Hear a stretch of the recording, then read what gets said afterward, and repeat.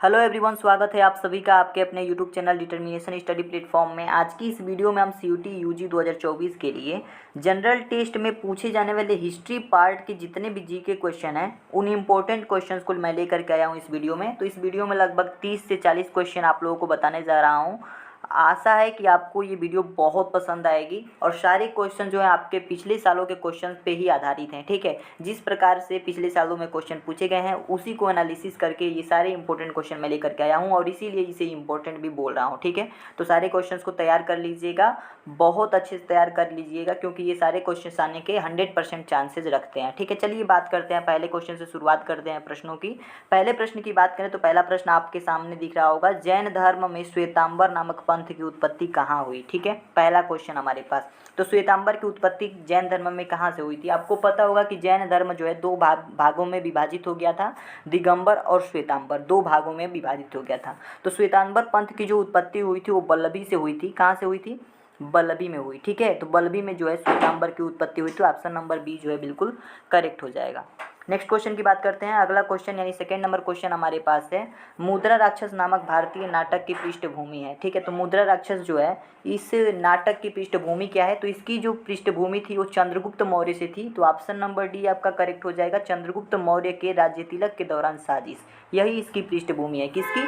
मुद्रा राक्षस की पृष्ठभूमि चंद्रगुप्त मौर्य के राज तिलक के दौरान साजिश। ठीक है, तो ऑप्शन नंबर डी बिल्कुल करेक्ट हो जाएगा। नेक्स्ट क्वेश्चन की बात करते हैं। थर्ड नंबर क्वेश्चन हमारे पास है, निम्न में से किसने चिकित्सा के क्षेत्र में काम किया? चिकित्सा के क्षेत्र में काम किया है तो ऑप्शन देखिए, सौमिल्य, शूद्रक, कालिदास और सुश्रुत। इनमें से कौन जो है चिकित्सा क्षेत्र में कार्य किया है? तो ऑप्शन नंबर डी सही होगा, सुश्रुत। ठीक है, और एक बात बता देता हूँ, सुश्रुत ने ही प्लास्टिक सर्जरी की खोज की थी। ठीक है, तो इस बात को ध्यान रखिएगा कि सुश्रुत एक ऐसे शल्य चिकित्सक थे जिन्होंने ही प्लास्टिक सर्जरी की खोज की थी। ठीक है, तो इस बात को ध्यान रखिएगा। नेक्स्ट क्वेश्चन की तरफ चलते हैं। अगला क्वेश्चन यानी 4 नंबर क्वेश्चन हमारे पास है, मानस खंड किसे कहा जाता था? ठीक है, तो प्राचीन काल में मानस खंड किसे कहा जाता था? तो आप देखेंगे इसमें मानस खंड जो है उत्तराखंड को कहा जाता था। ऑप्शन नंबर सी बिल्कुल करेक्ट होना चाहिए। याद रखिएगा कि मानस खंड जो है प्राचीन काल में उत्तराखंड को कहा जाता था। ठीक है, नेक्स्ट क्वेश्चन की बात करते हैं। नेक्स्ट क्वेश्चन हमारे पास है, महायान का विकास किसके काल में हुआ? महायान का विकास, महायान एक धर्म है, जिस प्रकार से बौद्ध धर्म है, जैन धर्म है, उसी तरह से महायान भी एक धर्म है। ठीक है, और इसका विकास किसके काल में हुआ था? ऑप्शन दिया गया है कनिष्क के, अशोक के, कालाशोक के, चंद्रगुप्त मौर्य के। तो सही ऑप्शन आपका होगा कनिष्क के। ऑप्शन नंबर पहला बिल्कुल सही होगा। कनिष्क जो राजा था, इसी के राज्यकाल में, इसी के शासनकाल में जो है महायान का विकास हुआ था, महायान धर्म का। ठीक है, और इस कनिष्क ने अपना राजकीय धर्म बनाया था महायान को। ठीक है, नेक्स्ट क्वेश्चन की बात करते हैं। अगला यानी 6 नंबर क्वेश्चन हमारे पास है, किस राजा ने पेशावर में बौद्ध मठ का निर्माण कराया? कौन सा राजा था जो पेशावर में बौद्ध मठ का निर्माण करवाया था? तो ऑप्शन देखेंगे, अशोक, कनिष्क, कालाशोक, समुद्रगुप्त। ठीक है, तो इनमें से जो सही ऑप्शन है आपका कनिष्क होगा। ठीक है, कनिष्क बेसिकली किसके अनुयायी थे? महायान के अनुयायी थे। ठीक है, क्योंकि ये महायान धर्म को फॉलो करते थे, लेकिन इन्होंने ही बौद्ध मठ का निर्माण करवाया था पेशावर में, इस बात को याद रखिएगा। नेक्स्ट क्वेश्चन की बात करते हैं। अगला क्वेश्चन हमारे पास है, महाबलीपुरम किस वंश का बंदरगाह है? महाबलीपुरम जो बंदरगाह है ये किस वंश का है? ऑप्शन दिया गया है चोल वंश का, पल्लव वंश का, चालुक्य वंश का, काकतीय वंश का। तो इनमें से सही ऑप्शन आपका है पल्लव वंश, यानी कि ऑप्शन नंबर बी। ठीक है, पल्लव वंश का ये बंदरगाह है। ठीक है, तो महाबलीपुरम किस वंश का बंदरगाह है? पल्लव वंश का। नेक्स्ट क्वेश्चन हमारे पास है 8 नंबर क्वेश्चन, आपको दिख रहा होगा, मोहनजोदाड़ो यानी मोहनजोदड़ो का अर्थ क्या है? ठीक है, तो मोहनजोदड़ो का अर्थ इस सारे स्टूडेंट को लगभग पता होना चाहिए। ठीक है, पता होगा भी, इंपॉर्टेंट क्वेश्चन है।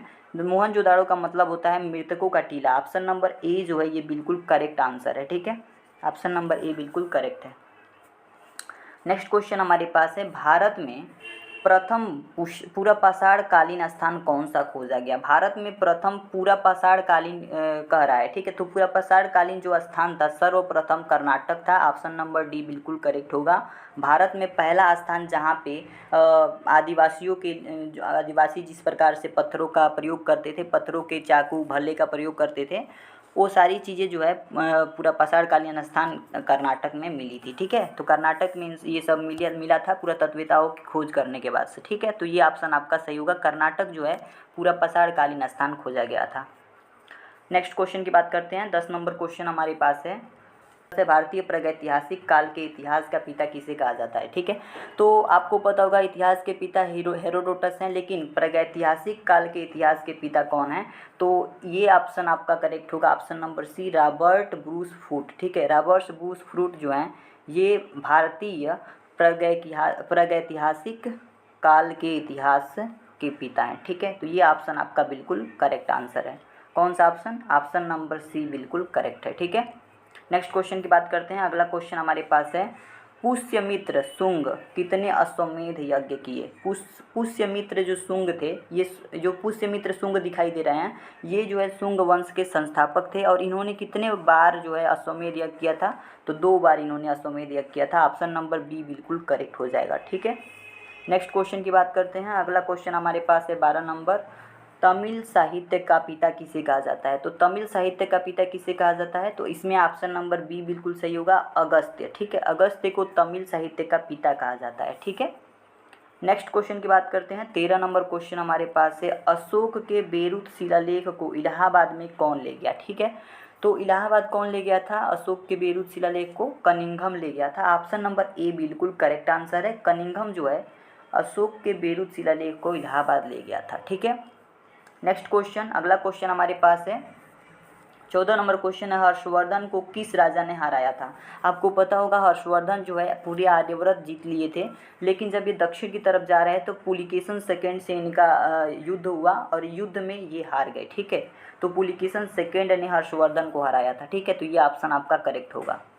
नेक्स्ट क्वेश्चन की बात करते हैं। 15 नंबर क्वेश्चन हमारे पास है, गौतम बुद्ध के निर्वाण को कौन सा चिन्ह बताता है? ठीक है, तो निर्वाण की बात करें तो गौतम बुद्ध की मृत्यु। ठीक है, गौतम बुद्ध के मृत्यु को ही निर्वाण या महानिर्वाण कहा जाता है। ठीक है, इन्हें कौन सा चिन्ह बताता है? तो ऑप्शन नंबर इसमें डी सही होगा, बोधि वृक्ष जो है ये बुद्ध के निर्वाण को दर्शाता है। ठीक है, और कुशीनगर में जो है गौतम बुद्ध की मृत्यु हुई थी, ये आपको पता होना चाहिए। ठीक है, उत्तर प्रदेश के कुशीनगर जिले में जो है गौतम बुद्ध की मृत्यु हुई थी। नेक्स्ट क्वेश्चन 16 नंबर क्वेश्चन हमारे पास है, सिंधु घाटी सभ्यता में मातृ देवी के साक्ष्य कहाँ नहीं मिले थे? तो आप क्वेश्चन में देखिएगा यहाँ पे नहीं मिले हैं ये पूछ रहा है। ठीक है, तो जो मातृ देवी थी उनका साक्ष्य जो है सब जगह मिला था, जैसे कि कालीबंगन, हड़प्पा, मोहनजोदड़ो, सब जगह मिला था मातृ देवी का साक्ष्य, लेकिन इन ऑप्शन में से कहाँ नहीं मिला था? लोथल में मिला था, कालीबंगन में यहाँ भी मिला था, हड़प्पा में भी मिला था, रंगपुर में जो है नहीं मिला था। तो मातृ देवी का जो साक्ष्य था रंगपुर में नहीं मिला था। ऑप्शन नंबर बी बिल्कुल करेक्ट हो जाएगा। नेक्स्ट क्वेश्चन की बात करते हैं। अगला क्वेश्चन यानी 17 नंबर क्वेश्चन हमारे पास है, निम्नलिखित में कौन सा मिलान सही नहीं है? तो क्वेश्चन में कह रहा है कि सही नहीं है, सही है इसकी बात नहीं कर रहा है, सही नहीं है इसकी बात कर रहा है। इसका मतलब कि आप देखेंगे तक्षशिला की जो राजधानी है गांधार है, ये बिल्कुल करेक्ट है। विराटनगर की राजधानी मत्स्य है, ये भी सही है। सुरसेन की राजधानी कौशाम्बी है, ये गलत है, क्योंकि सुरसेन की राजधानी कहाँ थी उस समय?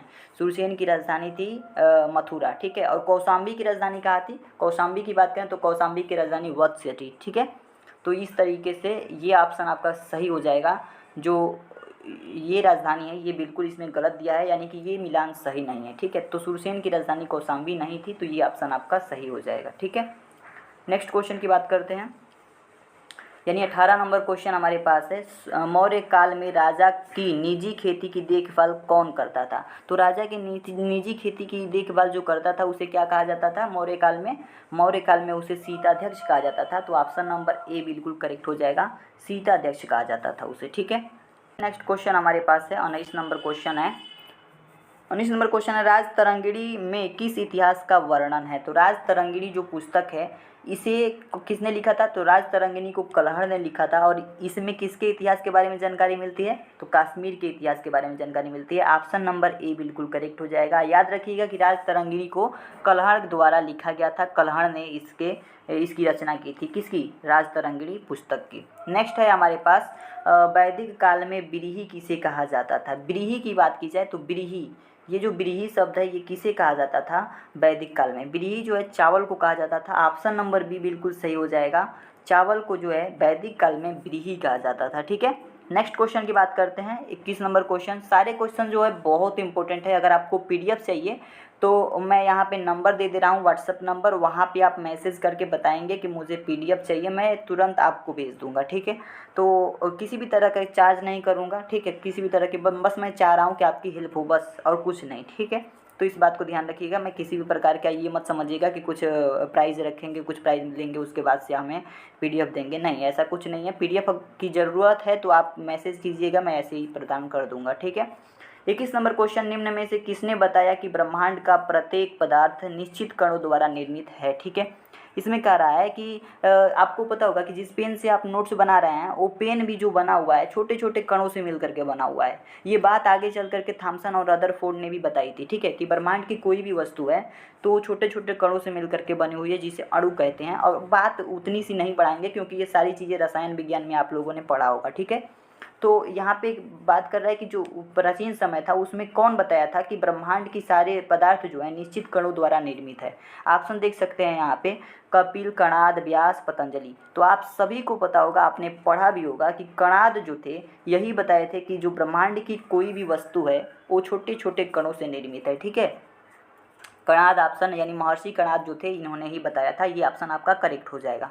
नेक्स्ट क्वेश्चन की बात करते हैं। अगला क्वेश्चन हमारे पास है, प्राचीन भारत में किस वंश ने सर्वाधिक सोने के सिक्के चलाए। तो प्राचीन भारत में किस वंश ने सर्वाधिक सोना का सिक्का चलाया। तो गुप्त वंश जो था, ये यहाँ के राजा जो थे, गुप्त वंश के राजा, ये जो है अधिक से अधिक सोने के सिक्के चलाए थे, ठीक है। तो ये ज़्यादा सोने के सिक्के जारी करते थे। ऑप्शन नंबर ए सही होगा, गुप्त वंश के, ठीक है। नेक्स्ट क्वेश्चन की बात करते हैं। अगला क्वेश्चन हमारे पास है, बुद्ध का जन्म हुआ था, ठीक है। बुद्ध का जन्म यानी गौतम बुद्ध का जन्म कब हुआ था। ऑप्शन देख सकते हैं, 4वीं शताब्दी, 5वीं शताब्दी, ठीक है। नीचे कुछ ऑप्शन दिया गया है, 6ठी शताब्दी और 7वीं शताब्दी। तो याद रखिएगा, गौतम बुद्ध का जन्म जो है 6ठी शताब्दी में हुआ था। ऑप्शन नंबर सी बिल्कुल सही होगा, ठीक है, 6ठी शताब्दी में हुआ था। नेक्स्ट क्वेश्चन, अगला क्वेश्चन हमारे पास है, मौर्य काल के दौरान बंदरगाहों का अध्यक्ष क्या कहलाता था। तो मौर्य काल में बंदरगाहों के अध्यक्ष को कहा जाता था पटनाध्यक्ष, ठीक है। इसमें देखिए ऑप्शन नंबर पहला जो है बिल्कुल करेक्ट आंसर है। तो जो है बंदरगाहों का अध्यक्ष था उसे पटनाध्यक्ष कहा जाता था, ठीक है। नेक्स्ट क्वेश्चन की बात करते हैं। 25 नंबर क्वेश्चन हमारे पास है, निम्नलिखित में कौन वेदों के अंतिम उद्देश्य को प्रकट करता है, ठीक है। तो आप देखिए ऑप्शंस में से और इसमें बताइए कि कौन वेदों के अंतिम उद्देश्य को प्रकट करता है। आरण्यक, उपनिषद, वेदांत और वेदांग। सही ऑप्शन आपका होगा ऑप्शन नंबर सी, वेदांत। वेदांत जो है ये वेदों के अंतिम उद्देश्य को प्रकट करता है। क्यों? क्योंकि वेदांत का अर्थ होता है वेदों का अंत, ठीक है। इसी से समझ में आ रहा है कि वेदों के अंतिम उद्देश्य को यही प्रकट करता है। नेक्स्ट क्वेश्चन की बात करते हैं। अगला क्वेश्चन यानी 25 नंबर क्वेश्चन हमारे पास है, प्रसिद्ध ग्रंथ सूत्र कृतांग किसके जीवन के बारे में विस्तृत जानकारी प्रदान करता है। तो जो है सूत्र कृतांग जो है, ये पुस्तक जो है, ये ग्रंथ जो है, ये किसके बारे में जानकारी देती है। तो देखिए सबसे पहले मैं बता देता हूँ, ये जो पुस्तक है ये एक जैन धर्म के बारे में बताता है, ठीक है। तो जैन धर्म के जो है तीर्थंकर कौन थे, महावीर स्वामी, ठीक है। इनमें से जो महावीर स्वामी हैं इन्हीं के बारे में जो है सूत्र कृतांग इनके जीवन के विस्तृत जानकारी देता है, ठीक है। तो याद रखिएगा जो सूत्र कृतांग ग्रंथ है ये महावीर स्वामी पर लिखी गई है, ठीक है। नेक्स्ट क्वेश्चन की बात करते हैं। अगला क्वेश्चन हमारे पास है, महाभाष्य किसने लिखा था। महाभाष्य जो रचना है ये किसने लिखा था। तो ऑप्शन देख सकते हैं यहाँ पे, पाणिनि, पतंजलि, कालिदास और तुलसीदास। सही ऑप्शन होगा आपका पतंजलि, ठीक है। अब ये रामदेव बाबा वाले पतंजलि बाबा नहीं है, ठीक है, ये पतंजलि दूसरे हैं, ठीक है। तो ये महाभाष्य ये प्राचीन काल के पतंजलि जी हैं, तो महाभाष्य इन्होंने ही लिखा था। नेक्स्ट क्वेश्चन की बात करते हैं, यानी 28 नंबर क्वेश्चन हमारे पास है। 28 नंबर क्वेश्चन है, कौन सा गुप्त सम्राट एक बीणा वादक था, ठीक है। बीणा वादक की बात करें तो बीड़ा बजाने वाला, ठीक है। कौन ऐसा गुप्त सम्राट था गुप्त वंश का जो बीणा बजाता था, ठीक है। तो आप याद रखिएगा जो समुद्रगुप्त थे ना, ये महान योद्धा होने के साथ साथ ये कला और संस्कृति के क्षेत्र में भी निपुण थे, ठीक है। और इतने निपुण थे कि इनको आगे चल करके कविराज की उपाधि भी प्राप्त हुई थी। तो समुद्रगुप्त ऑप्शन जो है आपका बिल्कुल करेक्ट आंसर होगा। ये एक बीणा वादक भी थे, ठीक है। नेक्स्ट क्वेश्चन की बात करते हैं। 29 नंबर क्वेश्चन हमारे पास है, निम्नलिखित में से किस राजवंश की पहचान केवल सिक्कों के आधार पर की गई थी, ठीक है। तो इनमें से देखिए किस राजवंश की जो पहचान है केवल सिक्कों के आधार पर की गई थी। तो ऑप्शन नंबर बी सही होगा, कुषाण वंश जो था इसकी पहचान केवल सिक्कों के आधार पर यानी सोने के सिक्कों के आधार पर की गई थी, ठीक है। नेक्स्ट क्वेश्चन की बात करते हैं। 30 नंबर क्वेश्चन यानी अंतिम क्वेश्चन इस पूरे वीडियो का अंतिम क्वेश्चन है, निम्नलिखित में से किसने नालंदा विश्वविद्यालय की स्थापना की। आप सभी को बता देता हूं, अगर और भी प्रश्न चाहते हैं तो कमेंट बॉक्स में ज़रूर बताइएगा। मैं 60-70 प्रश्न आप लोगों को लेकर के आऊँगा। जीटी की तैयारी बहुत बेहतरीन होने वाली है। चैनल को सब्सक्राइब कर लीजिए, जितनी भी वीडियो आपको मिल रही हैं उन सबको देखते जाइए।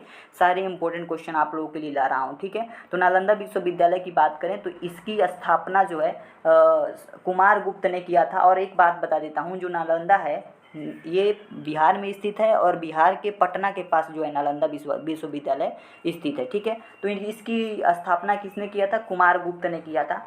आशा करता हूँ दोस्तों आपको ये 30 प्रश्न बेहद पसंद आए होंगे। अगर आपको किसी भी तरीके की कोई भी प्रॉब्लम हो, आप हमसे जुड़ करके कमेंट बॉक्स में या आप मेरे नंबर्स की हेल्प से आप अपनी प्रॉब्लम को बता सकते हैं। पीडीएफ चाहिए तो मैसेज कीजिए मेरे व्हाट्सएप नंबर पर। मैं आप लोगों के लिए बिल्कुल फ्री हूँ, आप लोगों के लिए मैं हर तरह का कार्य करने को तैयार हूँ। प्लीज़ आप चैनल को सब्सक्राइब कर लीजिए, ठीक है। मैं आप सभी को पीडीएफ प्रोवाइड करूँगा, हर चीज़ें दूंगा जिससे आपकी तैयारी बेस्ट से बेस्ट हो सके। जितना हेल्प मैं आप सभी का कर सकता हूँ उतना ज़रूर करूँगा। अभी के लिए इतना ही रखते हैं दोस्तों, मिलते हैं एक नई वीडियो में, तब तक के लिए धन्यवाद।